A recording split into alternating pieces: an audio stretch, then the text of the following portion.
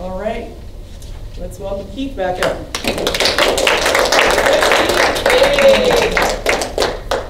Contest flow. We've got a number of slides about contest flow, walk you through it. However, considering the time, I think I'm going to just let you know if you have any questions on flow, we'll be glad to go through it, or I can give you the slide deck. But we're going to skip right down to, some people call it question and answer. I'm going to call it follow-up. Find out what you think. What are your questions? What more do you want to learn? What do you still have questions on? Diane looked like you were thinking about something.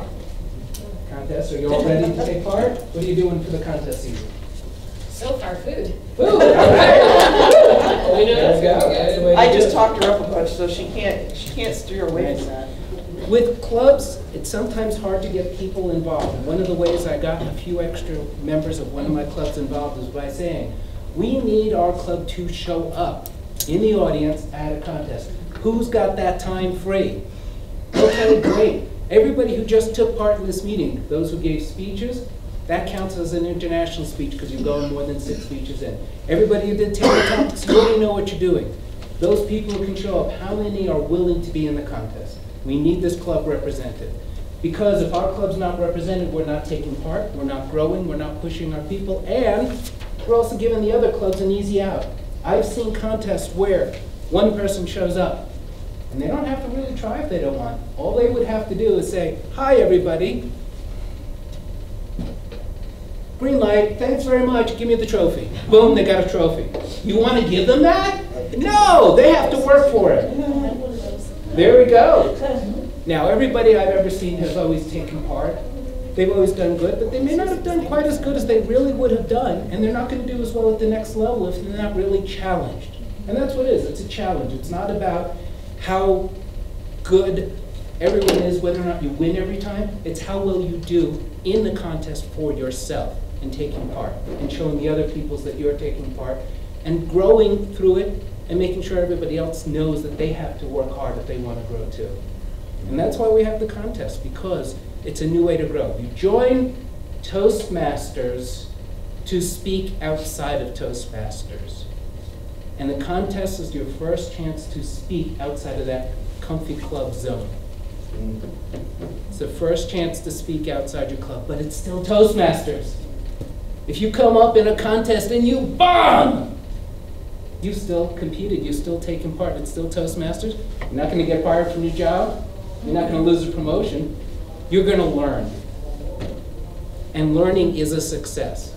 Taking part in contests is a success. Go back to your clubs and make sure your members know how important it is to be part of the contest. From judges to contestants, all of those are important. Other thoughts? I have a question, if it's been addressed, I apologize for missing it. It's okay. You had said something about calling a club contest trial. Right.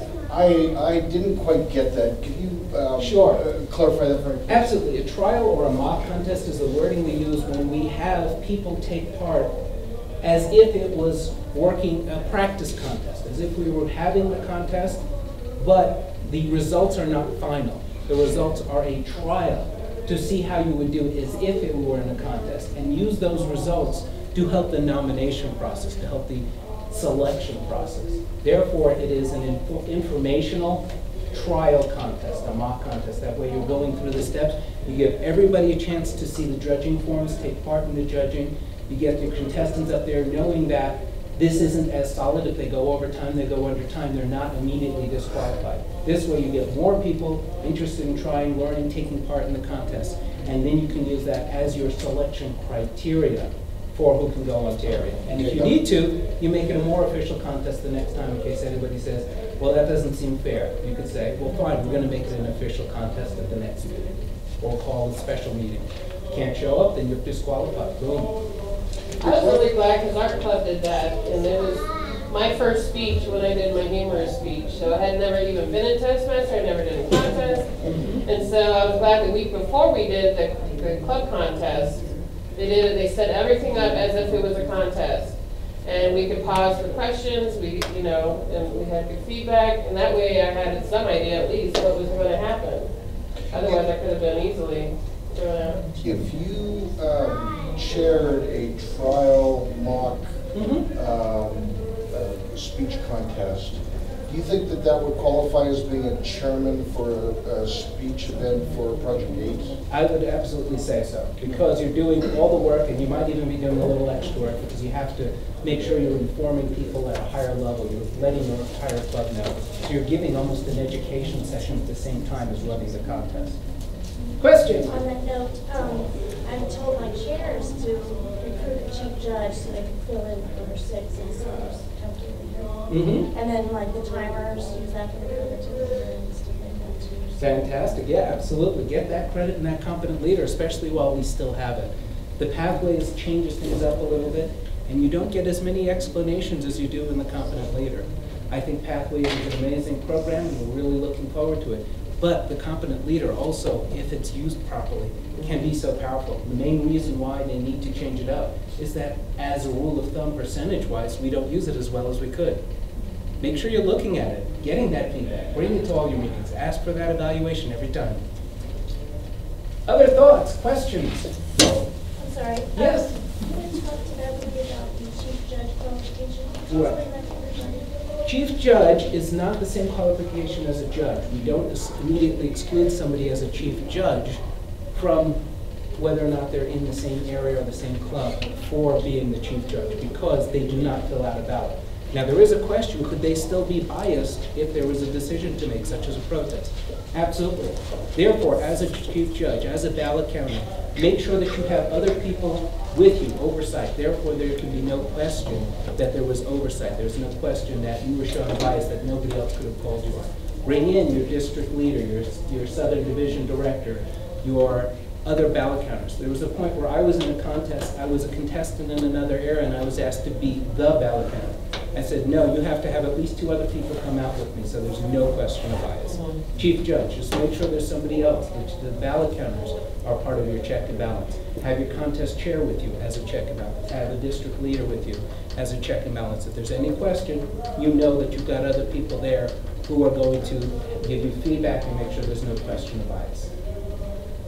Victoria looks like she has more to add. Well, no, if there's any questions, just to let you know on the ballot, if that's like an area that you want to volunteer for ballot, so the person that comes in first gets a 3, and the person that comes in second gets a 2, and the person that comes in third gets a 1. So how each judge does it different, that's how there's ties.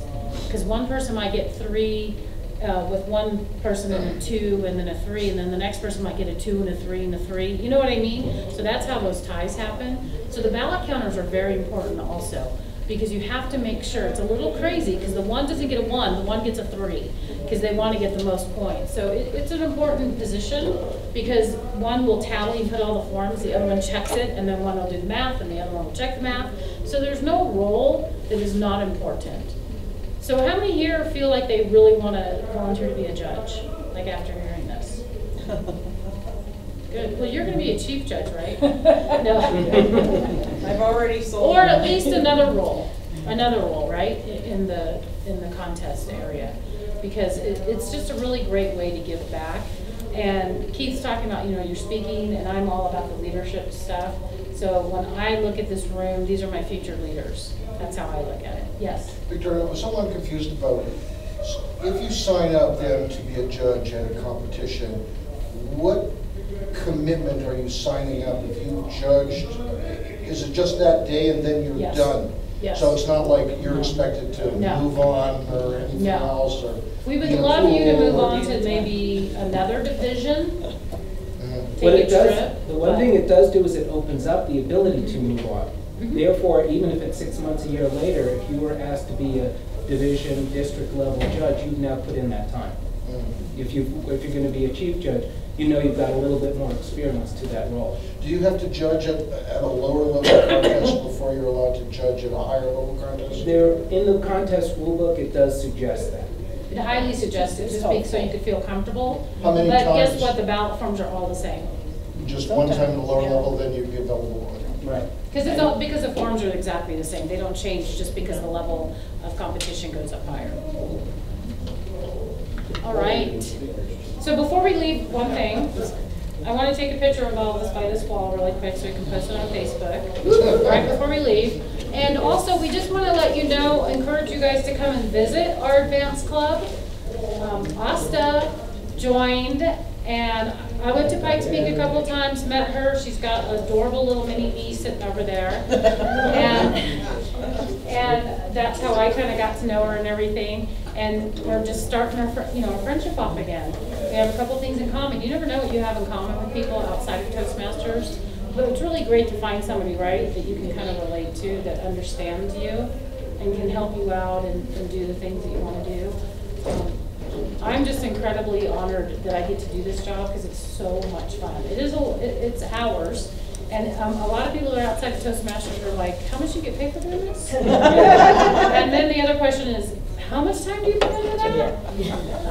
But I love it, so it doesn't really matter, right? I mean, when you love to do something. So I just want to say, I really appreciate you guys coming out, listening to everything. Definitely take the information back, because I keep saying the best advocate for communication is Toastmasters. So you guys go back, talk to your clubs about what you learned, and maybe just type up something and pass it out at your club and say that our division needs judges and our division needs other people to help in the contest. The Events Club loves being able to do these open education sessions. We're always looking for new topics that will be useful to Toastmasters and your friends. Therefore, if you have any feedback on this session, any ideas for future sessions, or if you want to help take part in future sessions, please let us know. We're always looking to bring more topics and more information to Toastmasters. And I'll let Victoria close us out. Yeah, let's go ahead. Does anybody have any questions? No? Well, that's a rebuttal. I'll probably try to do. We are not a surprise shell. The audience now have like 2 hours to rebut. And we always want feedback. That's another really good point about leadership is feedback. Good or bad. Take what you can take, adjust where you need to adjust, because we don't want to emotional intellect. If that's something you're not familiar with, please look it up. Because that's really the most important thing that I've learned in leadership is learning how to balance your approach to everybody. Because not everybody is like Asta and I, where we like to talk loud and come from loud talking families. Yes. All right. I'd be happy to take any areas of improvement if anyone wants to get something. Yeah, your dress. Could you do something? No, I'm kidding. I'm joking. So let's come up against the wall real quick, you guys. We're all in the back.